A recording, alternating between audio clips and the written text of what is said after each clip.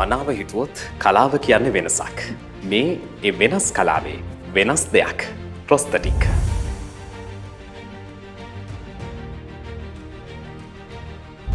වචනෙ නුහුරුයි ලෝක සිනමාවට හුරුයි.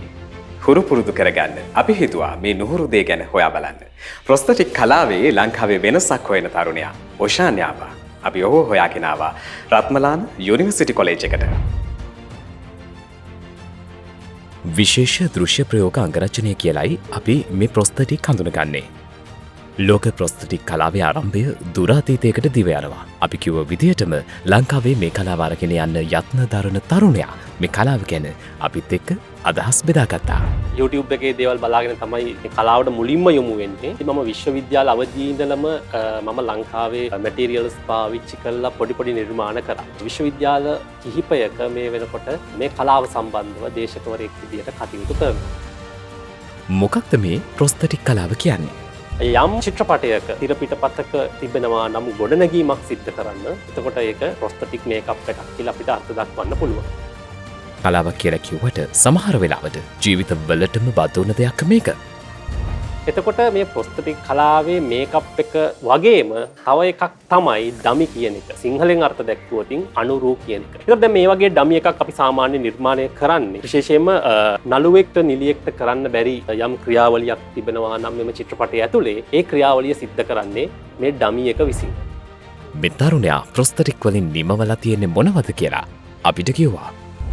ද ගුඩ් කර්ම හොස්පිටල් කියලා එක එංගලන්තයේ නිෂ්පාදනයක්. එතකොට මම ඒ හරහා නිෂ්පාදන ක්‍රියාවලියේ විශේෂ ප්‍රයෝග අංගරචන සහායකයෙක් විදියට මම 2018 වසරේ සම්බන්ධ වෙනවා. ඒ වගේම 2018න් පස්සේ එම ටෙලි චිත්‍රපටයේම තවත් එක් දිගුවක් විදියට සීසන් 4 ටෙලි කතා මාලාවෙත් මම මේ ප්‍රොස්තටික් කලාවට සම්බන්ධ වෙනවා. මම ලංකාව ඇතුලේ කරපු පළමු චිත්‍රපටය, ඒ කියන්නේ විශේෂ ප්‍රයෝග අංගරචනය කරපු ප්‍රථම චිත්‍රපටය වියසිදුරු චිත්‍රපටය. අපේ රටේ සිනමාවට මේක වෙනස් දෙයක්. මේ වගේ දෙයක් ඉගෙනගෙන වැඩක් තියෙවිලා. ඉතින් මේ වටිනා විෂයක්. ලෝකයේ ඇතුලේ විශාල තැනක් තිබ්බත් ලංකාව ඇතුලේ මෙම විෂයට තියෙන්නේ පොඩි ස්ථානයක්. ඉතින් අපිට පුළුවන් මෙම විෂය හදාරලා මේ කලාව හරහා ලංකාවේ ඔඩියන්ස් එකට හොලිවුඩ් මට්ටමේ බොලිවුඩ් මට්ටමේ චිත්‍රපටයක් නිර්මාණය කරන්න. රත්මලාන යුනිවර්සිටි කොලේජ් එකේ මේ කලාව ඉගෙන ගන්න දරුවන්ට වැඩි ඉඩකඩක් නිර්මාණය කරලා තියෙනවා. ඒකත් විශේෂයි.